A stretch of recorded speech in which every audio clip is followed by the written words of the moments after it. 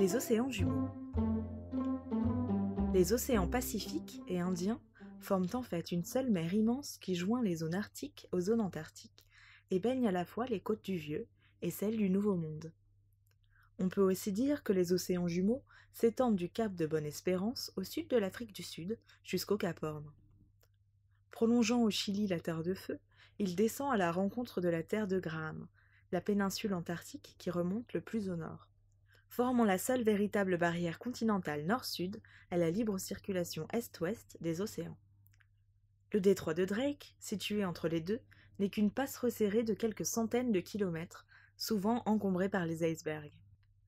Si l'on ajoute aux 180 millions de kilomètres carrés du Pacifique les 75 millions de l'océan Indien, on obtient l'immense superficie maritime de 255 millions de kilomètres carrés, soit la moitié exactement de la superficie planétaire.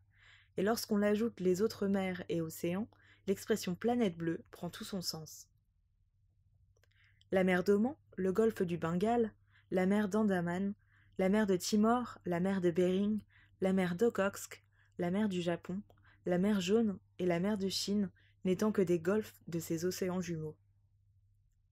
Dans leur fond, très profond, on trouve aussi les fractures tectoniques les plus importantes de toute la Terre, génératrices de multiples tsunamis, tremblements de terre et éruptions volcaniques. La navigation sur les océans jumeaux est intense, mais uniquement sur leurs bords. En fait, le grand océan planétaire est peu fréquenté. L'océan Pacifique comporte des dorsales montagneuses dont les sommets émergés sont des îles volcaniques, ou même de simples volcans. Dans sa partie méridionale, le Pacifique est parsemé de récifs coralliens qui se sont développés en atolls autour de montagnes basaltiques ou de terres émergées plus considérables, les barrières de corail. Et convient d'y entrer par le chemin même qu'inaugura le navigateur Magellan. Le Pacifique est parsemé d'îles conséquentes, la Nouvelle-Zélande, Hawaï, l'île de Guam, la Polynésie française, ainsi que des dizaines de micro-États, îles ou archipels, les Samoa, la Micronésie, les Mariannes, les îles Marshall, le Tokelau, l'île Tonga, l'île Nauru, l'archipel Kiribati, les îles Cook, l'île Tuvalu. Ces micro-États insulaires ont une population et une surface insignifiantes. Seul l'archipel des Fidji compte 18 000 km² de terre ferme et regroupe près d'1 million d'habitants. Le tourisme est la principale activité de ces micro-pays, avec la vente de pavillons de complaisance pour le transport maritime et la constitution de refuges fiscaux pour les entreprises occidentales. L'océan Indien. L'océan Indien, bien que rien ne le sépare vraiment du Pacifique, mérite d'avoir un nom particulier, qu'il tire des Indes, dont la péninsule massive le borde au nord.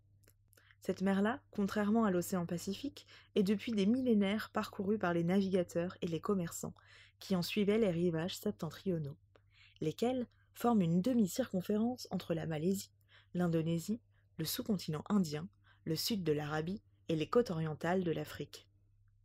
Les marins musulmans y furent de très actifs trafiquants d'esclaves à Zanzibar ou d'épices en Inde.